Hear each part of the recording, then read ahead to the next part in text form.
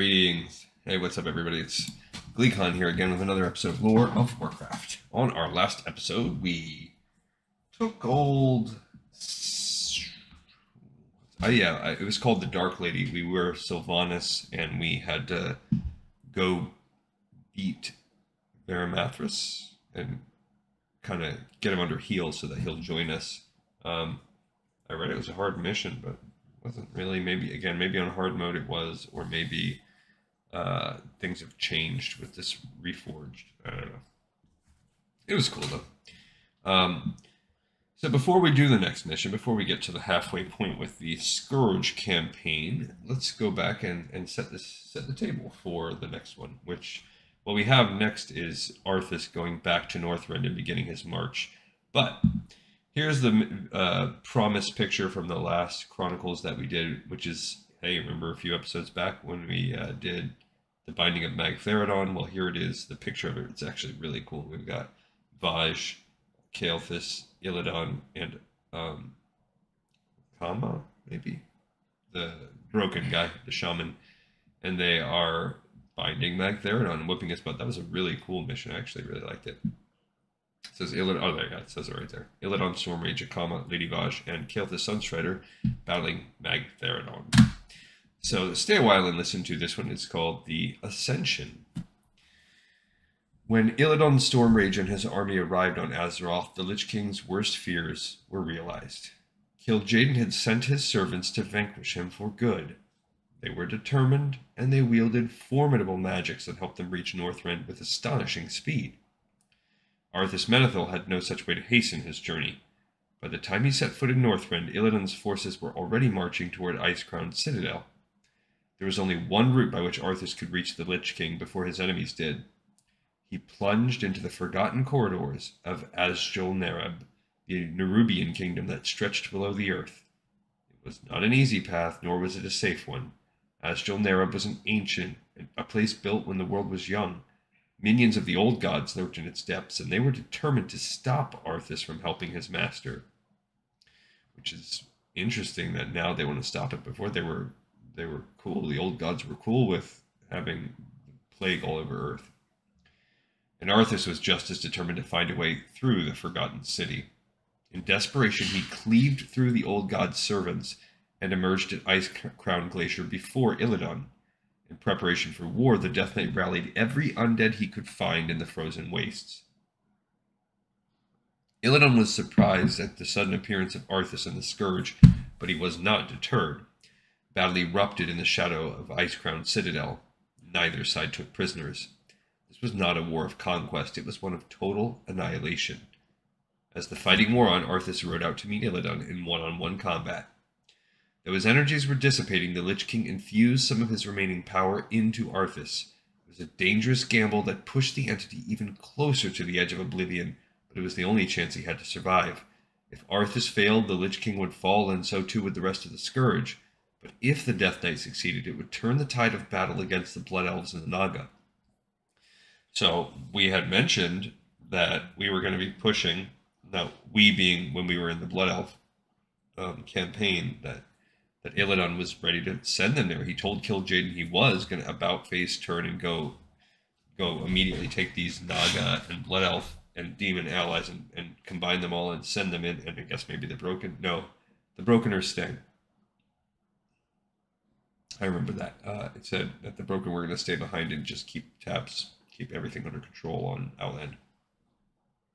But the rest are turning right around and going back to Northrend, so that's a quick turnaround. And maybe it explains any presence of those races at Northrend. In full view of the two armies, Arthas Menethil fought Illidan's Stormrage. Frostmourne crashed against the former Night Elf's legendary Warglives, the twin blades of Azeroth. Bolstered by the Lich King's infusion of power, Arthas gained the upper hand. Frostmourne sliced into Illidan's flesh and nearly killed him, yet Arthas never delivered the final blow. The Lich King's will urged him to go to the Frozen Throne as soon as possible. That's dumb. As Arthas sought out his master, the Scourge slaughtered as many of the Blood Elves and Naga as they could. Illidan and what was left of his army retreated to Outland in disgrace. Okay, so they are already turning back around and going back to Outland. Illidan was gone, but that did not change the fact that the Lich King's power was continuing to bleed through the crack in the frozen throne. The Lich King would eventually fade from existence altogether, his energies dissipating into Northrend's frigid air. There was but one way to escape this fate: to merge with his greatest champion.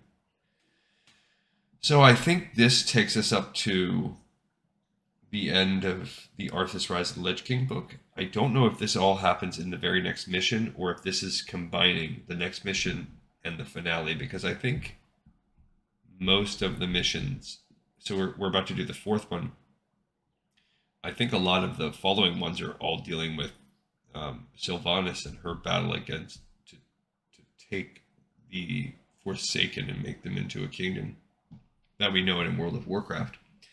So I'm not sure if this is also tagging back in and showing us the end, the finale mission of the game. I'm not sure. This time I put it in the middle so I wouldn't forget it. This is their battle, Arthas Illidan. Illidan's Stormrage confronts the Death Knight Arthas Menethil in Northrend. So this is the second time they've fought, and now that he's infused with power, he wins. Not ultimately. It's pretty cool. Pretty cool picture. I didn't realize that he had cloven hooves now. Forgot that part. Illidan does look awesome, though. One of the coolest looking anti-heroes in the game.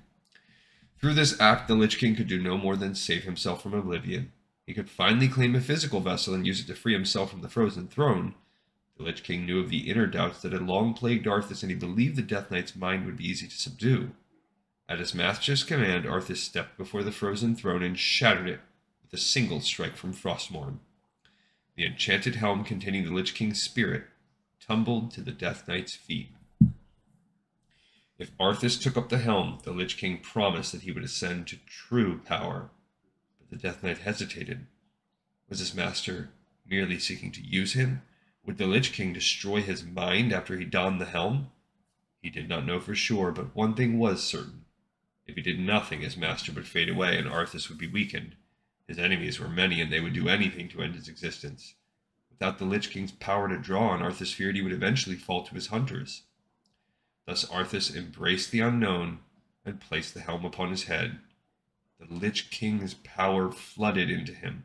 Their spirits merged, becoming one of the mightiest entities the world had ever known. Okay. That's got to be the end game. So this has to be a combination of the fourth level that we're about to do and the final one, the 8th level, which is really the 10th.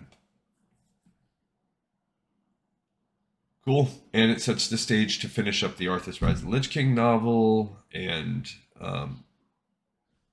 can shift the focus of any of the rest of the lore that we read in this chapter to Sylvanas. This one's in the pipe, 5x5. Thank you everybody so much for watching and for listening. I'll see you all next time on Lore of Warcraft.